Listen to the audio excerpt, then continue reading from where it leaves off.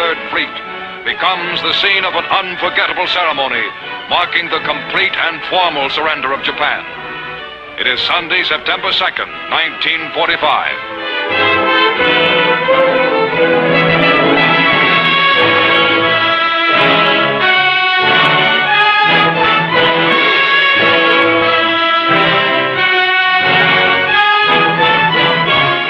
And reporters of many countries record this historic moment.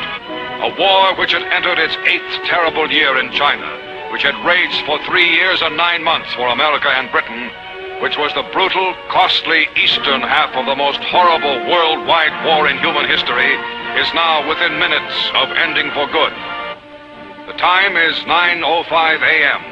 The Japanese have been on board exactly 10 minutes.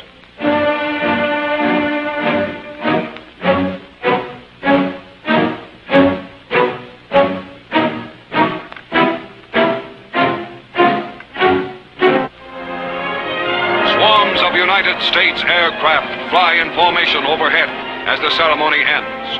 The final United Nations victory has been won. The war is over. Peace is here.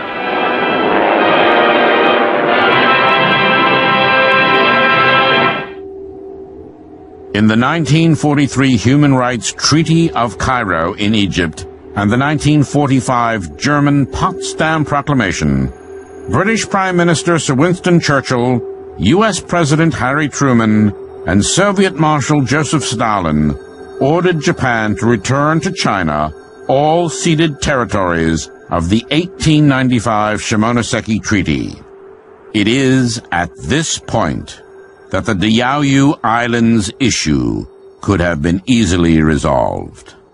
The Diaoyu, or Senkaku Islands as they are now called by Japan, were not part of the Shimonoseki Treaty because Meiji Imperial Japan had annexed the islands in 1895 in a moral infringement against China's sovereignty. Japan treated the islands as war booty and incorporated them as part of the Okinawa Prefecture. This is the historic truth that the Japanese government continues to ignore today. In this connection, it is interesting to note that only in 1900 did Imperial Japan adopt the name Senkaku for these islands that had always been known since ancient times by their Chinese name, the Diaoyu Islands. In the 1951 San Francisco Treaty between Japan and the USA, the Diaoyu Islands were placed under the administration of the United States. In vain, both Beijing and Taiwan protested this U.S. administration of the Diaoyu Islands. Neither the People's Republic of China nor Taiwan were consulted nor invited as signatories to the 1951 San Francisco Peace Treaty. This clearly demonstrates the political climate of those days, which was dictated by Cold War hysteria. This is the big picture. An official television report to the nation from the United States Army. Now, to show you part of the big picture, here is Sergeant Stuart Queen. Japan is the key to the fate of the Far East.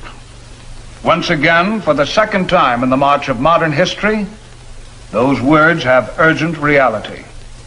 But now, there is a difference in their meaning. The United States Army has come to know Japan well in recent years. In war, in occupation, and finally, in partnership. Our ties of friendship with Japan are strong.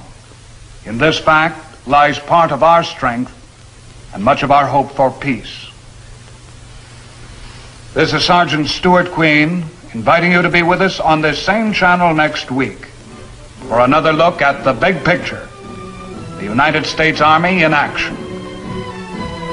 The Big Picture is a weekly television report to the nation on the activities of the Army at home and overseas. It is arguable that the real Diaoyu Island conflict stems from the so-called administrative rights of the United States. America, as a third party, has dictated control over this contested territory since World War II. In the 1951 San Francisco Treaty, America failed to support a fair and constructive solution, resulting in denied justice for China. The uninhabited Diaoyu Islands lie northeast of Taiwan and west of Okinawa. The territory consists of 5 small islands and 3 rocky outcroppings, representing a total landmass of no more than 7 square kilometers or 3 square miles. The Diaoyu Islands are already shown as part of China in the early maritime charts of the famous Chinese navigator Chang He, a favorite of the Ming Dynasty Emperor Yongle, who reigned from 1402 to 1424. Chang He commanded a massive fleet of ships that sailed all over Asia, Arabia, and Africa. At that time, China had the largest fleet on Earth. In contrast to the later European imperial colonialists, the Chinese explorers did not plunder or enslave the newfound lands, but only introduced their culture, exchanging gifts and spreading goodwill. The voyages of Chang He were diplomatic landmarks. Another historic fact is that Japanese maritime charts of 1783, as well as the official 1876 map of Imperial Japan, show that the Diaoyu Islands were not part of Japan.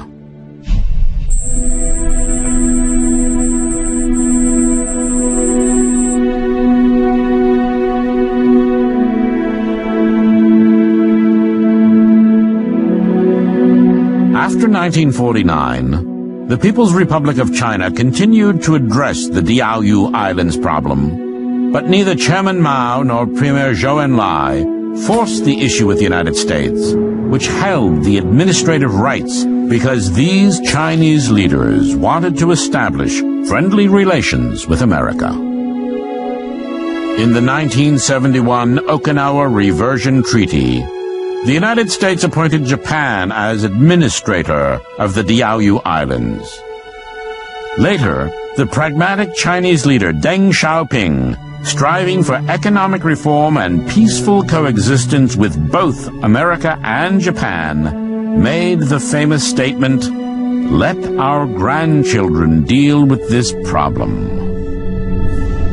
However, China has never recognized America's or Japan's administrative right over the Diaoyu Islands. Officially, the United States of America does not take a position on the ultimate sovereignty over the Diaoyu Islands, but it does recognize that the islands fall under the security treaty obligations the U.S. has with Japan. There remain grave doubts as to the constructive role the United States will play in this ongoing dispute. There is ample evidence that the involvement of the United States in Asian affairs has more often than not heightened tensions rather than eased them.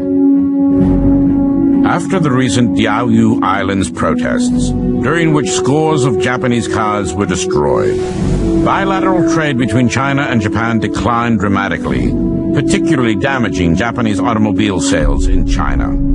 At the same time, diplomatic relations between the two countries have been strained nearly to the breaking point. Better understanding of the history of these islands and of the tragedies of the past can only lead to reconciliation between these two nations in the future. The United States of America can quell the tension by encouraging its Japanese ally to return the Diaoyu Islands to China and apologize to the Chinese people for the war crimes of Imperial Japan. Our world has become a global village. We depend on each other. We must understand and respect our diversity. The forces of history determine the future. Thank you.